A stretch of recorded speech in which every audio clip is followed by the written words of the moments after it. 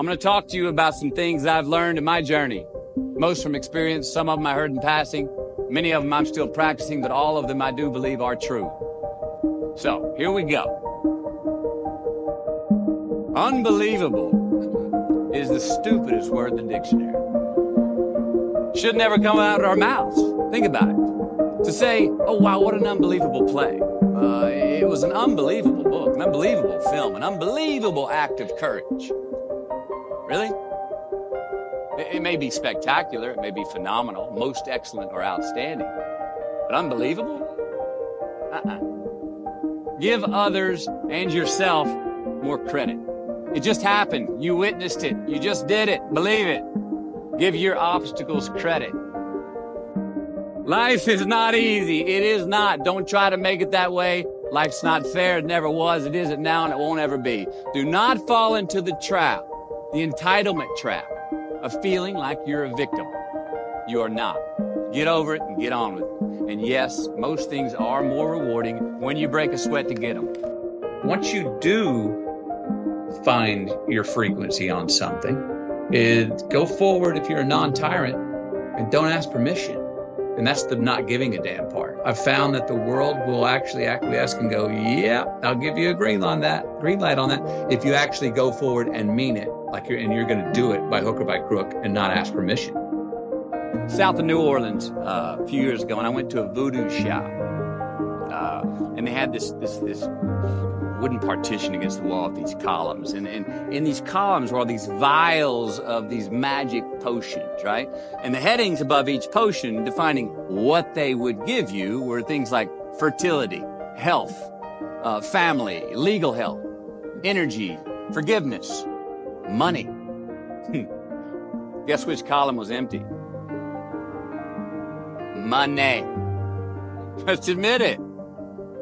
Money's king today. It's what makes the world go round. It is success. The more we have, the more successful we are, right?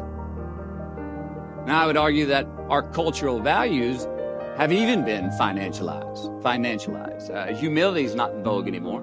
It's too passive. It's a get rich quick on the internet, rich as 15 minutes of fame world that we live in, and we see it every day. But we all want to succeed, right? So the question that we got to ask ourselves is what success is to us, what success is to you. Is it more money? That's fine. I got nothing against money. Maybe it's a healthy family.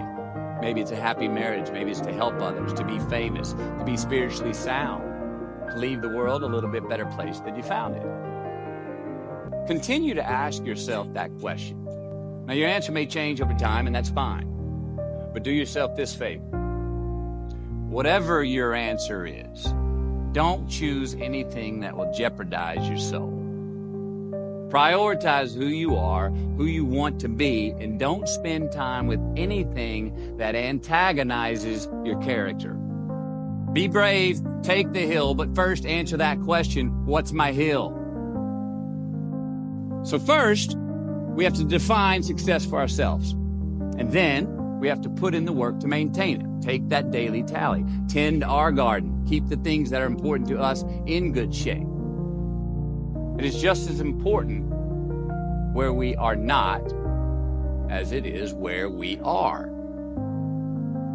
Look, the first step that leads to our identity in life is usually not, I know who I am. I know who I am. That's not the first step. The first step's usually, I know who I am not. Process of elimination. Defining ourselves by what we are not is the first step that leads us to really knowing who we are. Happiness is an emotional response to an outcome. If I win, I will be happy. If I don't, I won't. It's an if-then, cause and effect, quid pro quo standard that we cannot sustain because we immediately raise it every time we attain it. You see, happiness demands a certain outcome. It is result reliant. And I say, if happiness is what you're after, then you're going to be let down frequently, and you're going to be unhappy much of your time. Joy, though, joy is a different thing. It's something else. Joy is not a choice. It's not a response to some result. It's a constant. Joy is the feeling that we have from doing what we are fashioned to do. You know that group of friends that you hang out with that they really might not bring out the best in you? You know, they gossip too much, or they're kind of shady. They really aren't going to be there for you in a pinch. Or how about that bar that we keep going to that we always seem to have the worst hangover from? Or that computer screen, right? That computer screen that keeps giving us an excuse not to get out of the house and engage with the world and get some real human interaction. Or how about that food that we keep eating? The stuff that tastes so good going down, makes us feel like crap the next week. We feel lethargic and we keep putting on weight. Well, those people, those places, those things, stop giving them your time and energy. Just don't go there. I mean, put them down. And when you do this, when you do put them down, when you quit going there, and you quit giving them your time, you inadvertently find yourself spending more time and in more places that are healthy for you, that bring you more joy. Why? Because you just eliminated the who's, the where's, the what's, and the when's that were keeping you from your identity. Like, trust me, too many options, I promise you this, too many options will make a tyrant of us all. All right, so get rid of the excess, the wasted time. Decrease your options. And if you do this, you will have accidentally, almost innocently, put in front of you what is important to you by process of elimination. Sit here in that discomfort long enough to go, okay, until you come out the other side to go, all right, I'm good with me again. I don't want to leave a place I traveled to until I get to the point of going, I could live here. This could be my existence. And as soon as I get to that point, then I'm like, okay, you can go. Now I can go. That's the same thing in the personal journeys. Stick with it till you get through the discomfortable to uncomfortable times, until you go, you know what? I can spend time with myself. I could do this. I could do this forever. Well, then it's okay to go re-engage, pick up your phone, go see your friends, go have a drink, what have you. Go look for those things that are other relationships in life. But hopefully not until. There's great value in not doing that until you go, I'm good with me and me for right now. So to any of us, whatever those things are, whatever it is we look up to, whatever it is we look forward to, and whoever it is we're chasing, to that I say amen. To that I say, all right, all right, all right. To that I say, just keep living, huh? Thank you. Knowing who we are is hard. It's hard. So give yourself a break. Eliminate who you are not first, and you're going to find yourself where you need to be. Instead of creating outcomes that take from us, let's create more outcomes that pay us back, fill us up, keep your fire lit, turn you on for the most amount of time in your future. We try our best. We don't always do our best.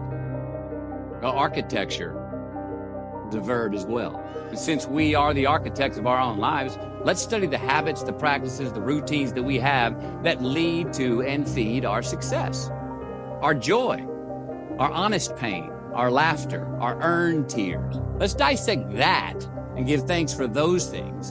And when we do that, guess what happens? We get better at them, and we have more to dissect. That there's a responsibility to freedom, and that there is freedom in responsibility. You know, and that earn your way there. We remember the stuff we earn, the stuff we experience, more than what the teacher tells us or what someone gives us for free. We just do. We broke a proverbial sweat on it, whether it's mental or physical or whatever. We built it. We understand. We felt how we got it, how we achieved it, how we got what we wanted. Those stick with us. Whether we forget them intellectually, they were written in our lineage, and they build resilience, and they build a healthy, true optimism going forward to know that, oh no, I've worked for something before and achieved it. Delayed gratification. Oh, there are choices I can make today for myself that will pay me back later in life. So there are choices we make. If you're going to say right now, I'm going to lie, cheat, and steal to get what I want, and I got it. I got an immediate green light for me. That's just a battery-powered green light. That's not a solar-powered green light. Why? Because now Everywhere I go, I got to look over my shoulder to see if someone's there that I lied, cheated, and stole from. And when I'm doing that, I'm stealing whose time? My time. Now I'm not freedom. I'm not free. I don't have the freedom. I didn't create freedom in my future because I chose to make an irresponsible act that I left crumbs. I've now got reasons to look over my shoulder. And the more things we do to create in our future that we got to look over our shoulder, the more of our most precious thing we have in our lives, time, that we're stealing from ourselves. So it's not puritanical. It's just like, it's actually self-serving. It's a very selfish choice. And I'm a fan of the word selfish. I've helped redefine it. But I believe that there are selfish choices we can make that are the most selfless, that there are selfless choices that we can make that are the most selfish choices. Those two are not a contradiction, and we see them that way. Responsibility is appreciation of a past. It's building of a lineage. It's investing in ourselves. It's investing in something we started to build yesterday that we want to take into tomorrow. There's a response that gives us freedom. Be discerning. Choose it because you want it. Do it because you want to. Be brave. Have courage. And when you do, you get stronger. You get more aware. You get more respectful of yourself and that which you fear. We're going to make mistakes. You got to own them. Then you got to make amends. And then you got to move on. Guilt and regret kills many a man before their time. So turn the page, get off the ride. You are the author of the book of your life.